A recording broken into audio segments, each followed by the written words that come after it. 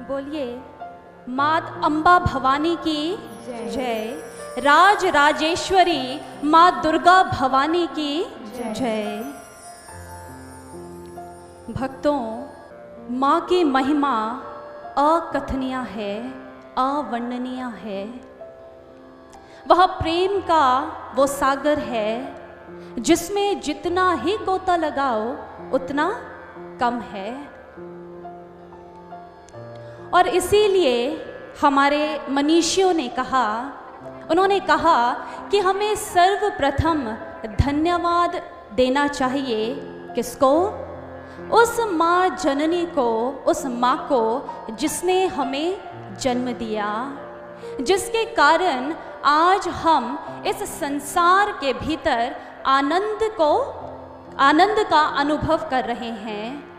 और द्वितीय स्थान पर हमें आभार प्रकट करना चाहिए माँ प्रकृति का, जिसने इस जीवन को जीने के लिए हमें अपनी पावन पुनीत गोद प्रदान करी। अब भक्तों, आप सोचेंगे कि प्रकृति को माँ की उपमा क्यों दी गई?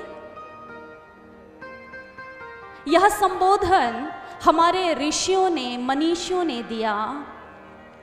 और उन्होंने ऐसा संबोधन इस प्रकृति को क्यों दिया? कारण क्या है? क्योंकि उन्होंने इसके पीछे निहित हमारे मनीषियों की एक शुद्ध वैज्ञानिक सोच है, एक साइको साइंटिफिक अप्रोच। कहते हैं कि जब उन्होंने इस प्रकृति को पूजा, उन्होंने इस प्रकृति को अनेक तरीकों से इसका पूजन किया। भूमि पूजन, वन पूजन, कुआं पूजन और अनेकों धार्मिक अनुष्ठान व विधान किए। ऐसा करना मात्र उनका कोई अंधविश्वास नहीं था, परंतु वो जानते थे कि अगर ये मनुष्य जिस वस्तु को ये पूजता है, जो वस्तु इसके लिए पूजनीय है, यह उसका आसानी से क्षय नहीं करेगा। इसीलिए उन्होंने इस प्रकृति को माँ की संज्ञा दी, माँ की उपमा दी, इसको संबोधित किया माँ से। और उन्होंने कहा कि माता भूमि ही पुत्रो अहं पृथिव्याः, कि जिस प्रकार एक माँ अपने पुत्र का लालन पालन करती है, ठीक वैसे ही यह पृथ्वी भी या ये माँ प्रकृति भी अपने संतानों का लालन पालन करती है। वृक्ष अपने तन को काटकर हमारे घरों के किवाड़ बनते हैं और हमें सुरक्षा प्रदान करते हैं।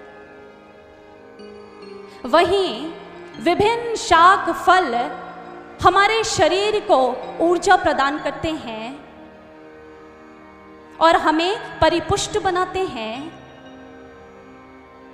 ये जल, स्वच्छ जल हमारे शरीर के भीतर अनेक ऐसी विषाक्त बीमारियों से निदान दिलाता है। वहीं स्वच्छ वायु, ऑक्सीजन हमारे भीतर प्राण वायु का संचार करती है। और अगर इस शरीर को कहीं रोग लग जाए, ये रोग ग्रस्त हो जाए, तो यह प्रकृति औषधि बन हमारे शरीर से उस रोग को समाप्त करती है। इसलिए सज्जनों,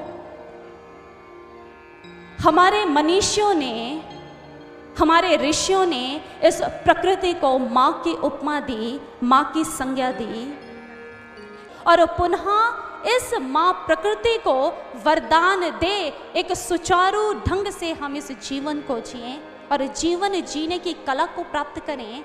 और आज गुरुदेव श्री आशुतोष महाराज जी इस ही ज्ञान को जन जन को प्रदान कर रहे हैं। और ये ज्ञान क्या है? ये है वो ब्रह्म ज्ञान जिसके द्वारा इंसान के भीतर विवेक का जागरण होता है वो विवेकहीन ना होकर के विवेक को जागृत करता है, और विवेक के जागरण के बाद ही एक मनुष्य स्वयं का जीवन तो सुधारता ही है, स्वयं के जीवन का, स्वयं का कल्याण तो करता ही है, परंतु साथ ही साथ वह संरक्षण करता है इस समस्त प्रकृति का।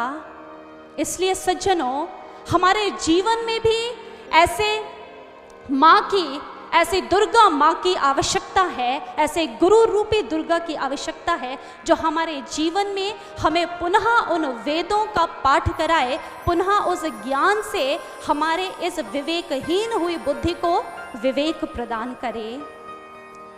और आइए, ऐसे ही एक भक्त ने अपनी रचना में लिखा, उसने जब यह सोचा, उस कवि ने, कि अगर ये संपूर्ण सृष्टि सुंदर हो जाए, पुनः ये वैसे ही चले जैसे ये प्रकृति सतयुग में थी, तो कैसा होगा। उसने कहा, उसने अपने शब्दों को लिपिबद्ध करते हुए कहा, नदियाँ भी सुंदर और समंदर भी सुंदर, और धरती के ऊपर का अंबर भी सुंदर। उसने कहा कि ये नदियाँ भी सुंदर हो जाएगी, ये धरती भी सुंदर, उसके ऊपर का अंबर भी सुंदर, ये चांद सितारे, ये संपूर्ण सृष्टि सुंदर। लेकिन सबसे सुंदर कौन है? सबसे सुंदर है माँ, मेरी जगदम्बे माँ। और ऐसे ही कुछ भावों को हम श्रवण करते हैं सदगुरु श्री आशुतोष महाराज जी के शिष्य साध्वी सुश्री आस्था भारती जी से। नदियाँ भी सुंदर, समंदर भी सुंदर, नदियाँ भी सुंदर, समंदर भी सुंदर, नदियाँ भी सुंदर, समंदर भी सुंदर, नदियाँ भी सुंदर, समंदर भी सुंदर, धरती के ऊपर का अंबर भी सुंदर, धरती के ऊपर का अंबर भी सुंदर, चंदा भी सुंदर, सितारे भी सुंदर, चंदा भी सुंदर, सितारे भी सुंदर, धरती के ऊपर का अंबर भी सुंदर, धरती के ऊपर का अंबर भी सुंदर, सबसे है सुंदर